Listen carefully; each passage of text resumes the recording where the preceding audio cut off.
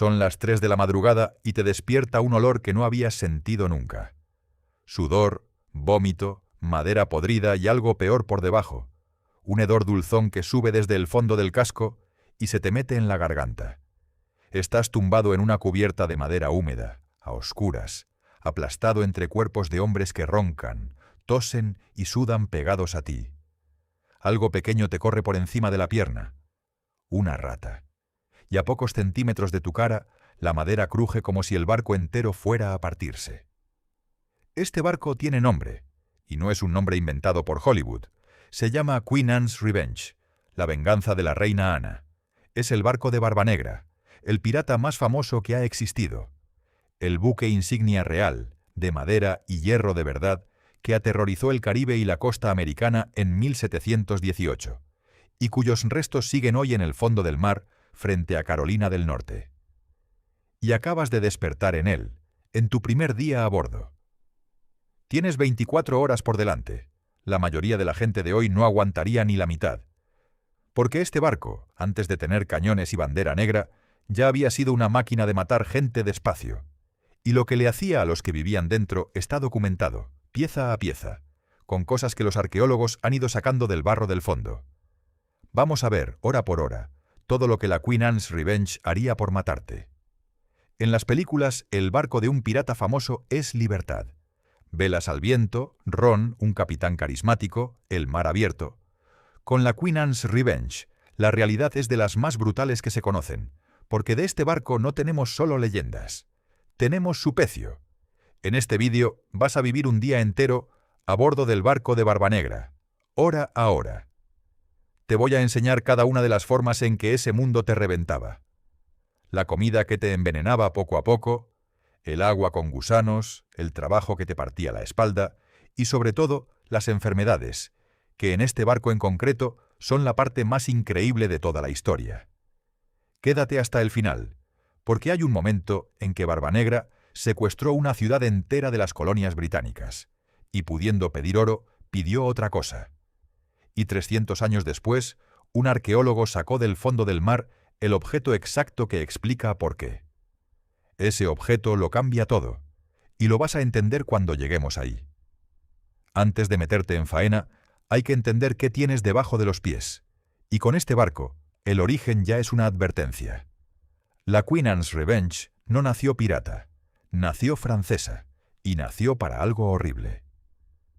Su primer nombre fue la Concorde. Era un barco negrero.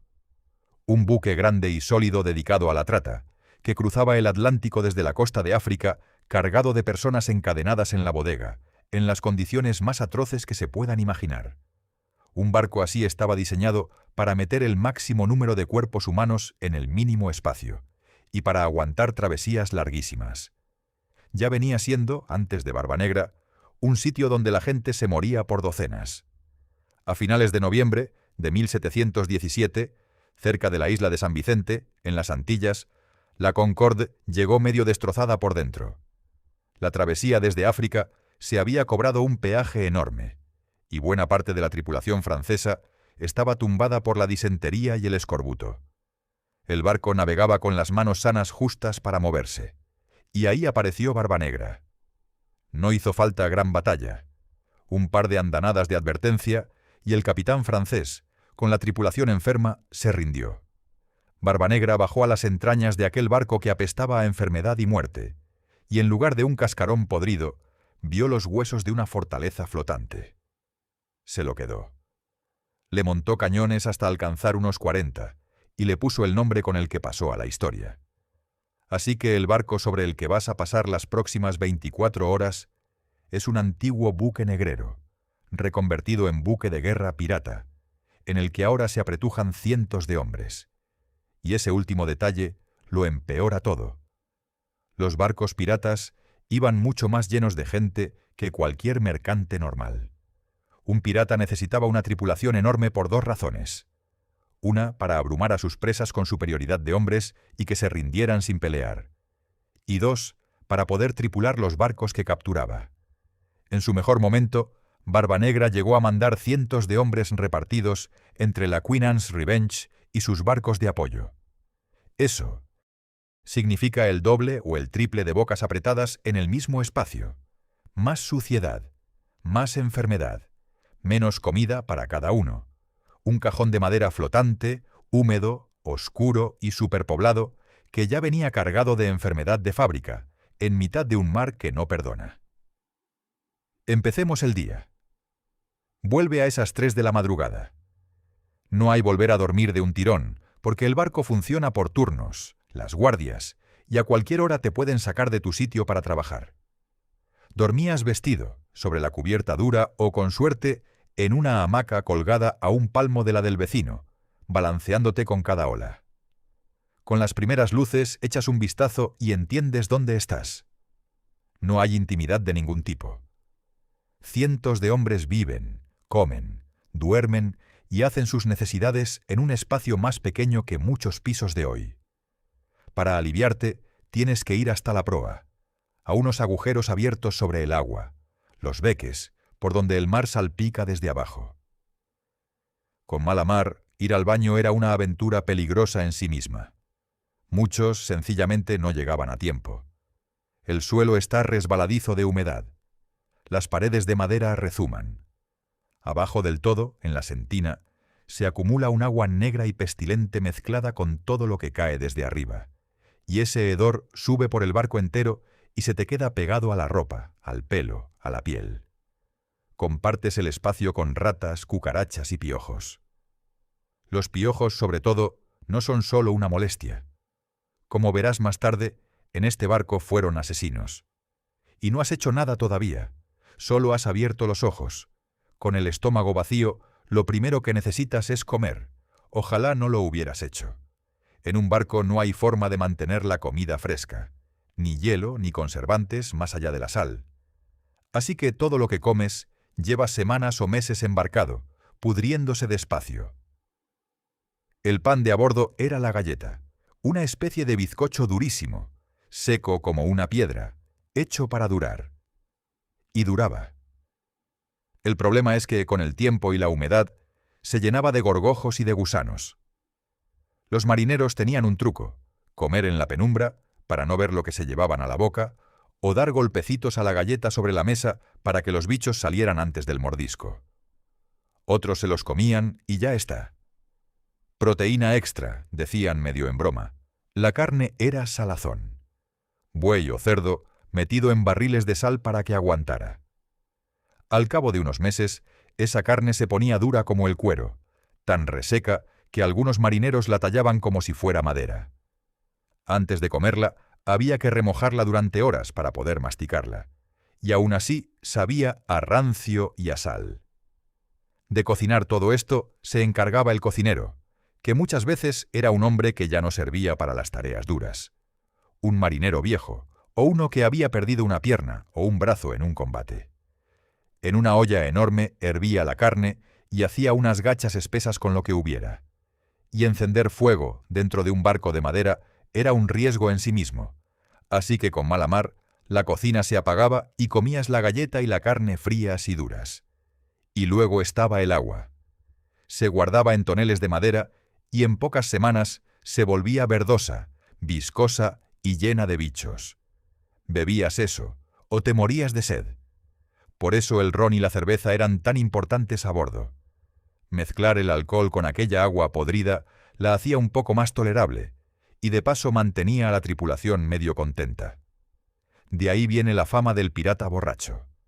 No bebían solo por vicio, bebían porque el agua limpia era un lujo que casi nunca tenían.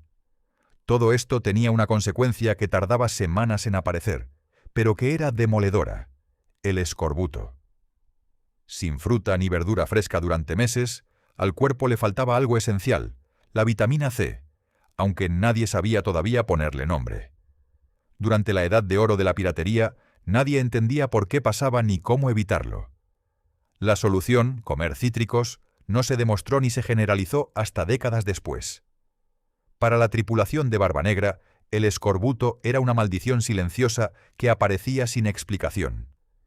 El cuerpo se empezaba a caer a pedazos. Las encías se hinchaban y se pudrían, los dientes se aflojaban y se caían, y las heridas viejas, cicatrizadas hacía años, se volvían a abrir como si el tiempo corriera al revés. Un hombre con escorbuto avanzado era un muerto andante. Y tú acabas de desayunar galleta con gusanos y agua verde. Bienvenido a tu primera comida. Ahora a trabajar. Un barco de vela es una bestia que hay que domar cada minuto, y eso lo hacen los brazos de la tripulación. En cuanto sale el sol, el trabajo no para. Hay que ajustar las velas constantemente según cambia el viento, y eso significa tirar de cabos gruesos hasta que las manos se llenan de callos y de heridas. Hay que achicar el agua que entra por 1000 sitios, bombeando la sentina durante horas, un trabajo asqueroso que nunca se termina, porque un barco de madera siempre hace agua. Hay que fregar las cubiertas, reparar lo que se rompe, cargar y mover pesos enormes, todo a mano, todo bajo el sol o bajo la lluvia, sin descanso de verdad. Pero el trabajo más temido era subir a lo alto. Para manejar las velas más altas, había que trepar por la jarcia, las cuerdas que suben por los mástiles, hasta 20 o 30 metros por encima de la cubierta. Y allí arriba, agarrado con las manos y los pies a unas cuerdas finas, con el barco balanceándose de lado a lado, tenías que soltar una mano para trabajar la lona. Con buen tiempo ya era terrorífico. Con tormenta, de noche, con la cuerda mojada y helada, era una ruleta rusa. Si te resbalabas tenías 2 destinos, y los 2 eran malos. Caer sobre la cubierta significaba romperte contra la madera, a la vista de todos. Caer al mar era casi siempre una sentencia igual de segura. Un barco de vela no puede parar en seco ni girar en un momento. Para cuando conseguían dar la vuelta, si es que lo intentaban, tú ya estabas cientos de metros atrás, solo, en un mar inmenso, y muchos marineros de la época ni siquiera sabían nadar. El agua se te tragaba, y el barco seguía su rumbo sin ti. Y no creas que por la noche descansabas. El barco se organizaba en guardias, turnos de unas 4 horas, y cuando te tocaba, daba igual la hora. Arriba a trabajar. Dormías a ratos, a trozos, siempre a medias, con un ojo puesto en la campana que te sacaría de nuevo a cubierta. Si eras nuevo, tu cuerpo tardaba días en acostumbrarse al balanceo, y esos primeros días te los pasabas vomitando por la borda mientras los veteranos se reían de ti. Trabajabas así durante horas, medio muerto de hambre, sin dormir de verdad, con una galleta podrida por todo combustible. Y esto era un día bueno, un día en el que no pasaba nada malo, porque en la Queen Anne's Revenge, lo malo estaba dentro del barco desde el principio. Suscríbete si te está gustando el vídeo. Aquí es donde la historia de este barco se separa de todas las demás. Porque si de verdad quieres saber qué te mataría a bordo de la Queen Anne's Revenge, olvídate un momento de los cañones y de los sables. El asesino más eficiente de este barco no hacía ruido. Ya venía de serie.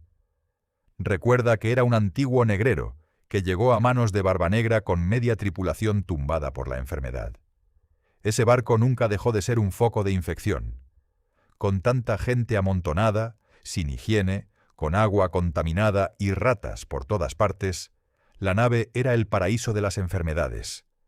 La disentería, que ellos llamaban el flujo de sangre, vaciaba a un hombre por dentro entre retortijones atroces y lo dejaba seco en cuestión de días. El tifus, que viajaba en los piojos que compartías con todos tus compañeros, provocaba fiebres altísimas y delirios. En el Caribe, encima, esperaban la fiebre amarilla y la malaria, transportadas por los mosquitos, capaces de diezmar una tripulación entera en pocas semanas. Y había otra cosa corriendo por dentro de estos hombres, y es la que da la clave de todo: las enfermedades venéreas. La sífilis y otras infecciones hacían estragos entre cientos de hombres hacinados, y el único tratamiento que conocía la medicina de la época era a base de mercurio. Retén esa palabra, mercurio. Va a volver dentro de un momento y te va a dejar helado. Porque la enfermedad en este barco no es una suposición mía. Es un hecho que Barbanegra dejó escrito con sus propios actos. En mayo de 1718, en la cima de su carrera, Barbanegra hizo algo que suena a leyenda, pero que ocurrió de verdad.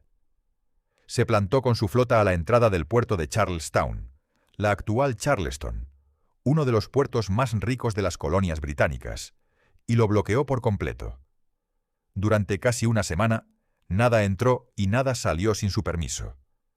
Capturó barco tras barco y se hizo con un puñado de rehenes importantes, incluidos miembros conocidos de la ciudad. Tenía una ciudad entera de rodillas. Podía haber pedido una fortuna en 1900. Revenge era especial, porque Barbanegra la había convertido en una de las cosas más temidas del Atlántico, con sus 40 cañones. Pero estar en el barco más armado no significaba estar a salvo, significaba estar en el sitio donde se concentraba la violencia. Cuando dos barcos peleaban, lo primero eran los cañones. Y lo que de verdad destrozaba a los hombres no siempre era la bala. Cuando una bala impactaba contra el casco de madera, arrancaba una lluvia de astillas enormes, algunas del tamaño de un brazo, que salían disparadas por la cubierta como metralla. Esas astillas atravesaban cuerpos y arrancaban miembros. En muchas batallas navales, las astillas de madera hirieron y mataron a más hombres que los propios proyectiles. Y si los barcos llegaban a juntarse, empezaba el abordaje. Combate cuerpo a cuerpo en una cubierta resbaladiza de sangre, con sables, hachas, pistolas y cuchillos, en un caos de humo y gritos. Precisamente por eso, Barbanegra cultivaba su fama de demonio, con la barba trenzada y las mechas humeantes bajo el sombrero, para que sus presas se rindieran de puro terror y no hubiera que llegar a esto. Porque incluso los ganadores de un abordaje salían llenos de heridas. Y una herida, ya lo sabes, te dejaba en manos del cirujano y su sierra. Y por encima de todo, planeaba un terror que casi nadie nombraba en voz alta: el fuego. Un barco es madera seca, brea, lona y cabos embreados, con toneles de pólvora en la bodega. Una chispa mal colocada, un farol volcado en pleno combate, y toda la nave podía convertirse en una hoguera flotante en minutos. Y si las llamas llegaban a la Santa Bárbara, el pañol de la pólvora, el barco entero volaba por los aires con todos dentro. No había bomberos. No había a dónde huir en mitad del océano. Y todavía queda un peligro más, uno que llevabas al lado todo el rato: el resto de la tripulación.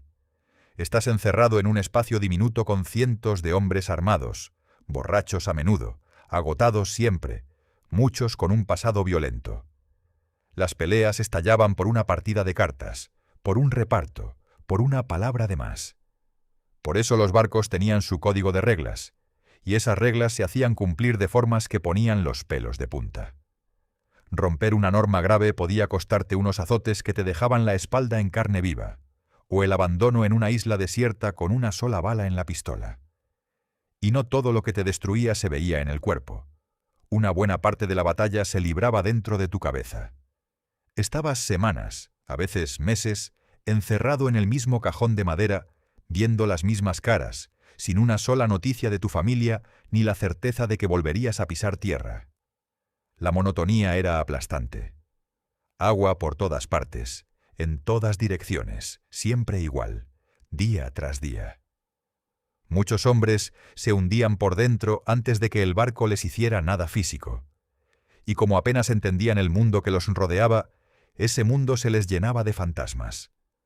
El mar era, para ellos, un lugar vivo y vengativo, cargado de señales y maldiciones. Se contaban historias de barcos condenados a navegar para siempre sin llegar nunca a puerto, como el legendario holandés errante. A un hombre agotado, hambriento y muerto de miedo en la oscuridad de la bodega, esas historias no le sonaban a cuento. Le sonaban a advertencia. El barco te desgastaba el cuerpo durante el día y te trabajaba la mente por la noche. Llegados aquí, la pregunta cae por su propio peso. Si la vida a bordo de la Queen Anne's Revenge era hambre, enfermedad, trabajo brutal y muerte por todas partes, ¿por qué demonios alguien elegía subir a ese barco? Y esta es la parte que lo cambia todo. La elegían porque, por increíble que parezca, para muchos hombres era mejor que la alternativa. Un marinero en la Marina Real vivía casi igual de mal, la misma comida podrida, las mismas enfermedades, el mismo peligro. Pero encima cobraba una miseria. Lo habían reclutado muchas veces a la fuerza, y vivía bajo el látigo de un capitán al que no había elegido. En los barcos mercantes, 3/4 de lo mismo, sirviendo a dueños ricos que se quedaban con todo. En el barco de Barbanegra, ese mismo infierno venía con algo a cambio. Un reparto del botín mucho más justo, voz y voto en las decisiones importantes, la posibilidad, remota pero real, de hacerse rico de golpe con una buena presa. Los mismos hombres que morían de escorbuto y caían de la jarcia habían elegido ese destino porque en 1900 su mundo era la versión más libre de una vida que iba a ser dura de todas maneras. Y hay un detalle final que lo redondea, y tiene que ver con el propio barco. La Queen Anne's Revenge no le duró mucho a Barbanegra. Apenas unos meses después de secuestrar Charlestown, en junio de 1718, el barco encalló en un banco de arena a la entrada de Beaufort Inlet y quedó destrozado. Hay quien piensa que no fue un accidente, sino una jugada del propio Barbanegra para deshacerse de una tripulación demasiado numerosa y quedarse el botín entre menos manos. Sea como fuere, el barco más temido del Atlántico terminó su vida clavado en la arena, y su capitán moriría pocos meses después. Ese barco, con toda su fama, existió como máquina de guerra pirata poco más de medio año. Y en ese tiempo brutal se llevó por delante a una cantidad de hombres que hoy nos cuesta imaginar. No hacía falta que la marina los atrapara. El barco, el mar y las enfermedades hacían casi todo el trabajo. Así que vuelve a esa cubierta oscura de las 3 de la madrugada, con la rata corriéndote por la pierna y el hedor metido en la garganta. En un día a bordo de la Queen Anne's Revenge real, habrías desayunado gusanos, bebido agua podrida, arriesgado la vida en lo alto de un mástil y convivido con enfermedades que se llevaban a los hombres de uno, en un barco tan insalubre que su propio capitán secuestró una ciudad para conseguir medicinas. Y eso sin tormenta y sin combate. La mayoría de nosotros, gente de hoy, no aguantaríamos ni las primeras 24 horas. Ellos aguantaron eso mismo día tras día hasta que el mar, el hambre, la enfermedad o la arena de Beaufort Inlet se los llevaba. Hombres duros como el pedernal, que miraban a la muerte de frente cada mañana y seguían trepando al mástil. La libertad que buscaban costaba justo eso, el cuerpo entero, a plazos. La próxima vez que veas un barco pirata surcando el mar en la pantalla, con sus velas al viento y su tripulación sonriente, acuérdate de la Queen Anne's Revenge, del olor, del hambre, de la jeringa de mercurio en el fondo del mar, de todo lo que la cámara nunca te enseña. El barco más famoso de la piratería era en la vida real una de las formas más rápidas de morir joven que se han inventado nunca. Y esta vez no hace falta que me creas. Está casi todo en el fondo del mar, esperando a que lo saquen. Si has llegado hasta aquí, suscríbete si te ha gustado el vídeo y dime en los comentarios, ¿cuántas horas crees que aguantarías tú a bordo del barco de Barbanegra? Nos vemos en la próxima ruta.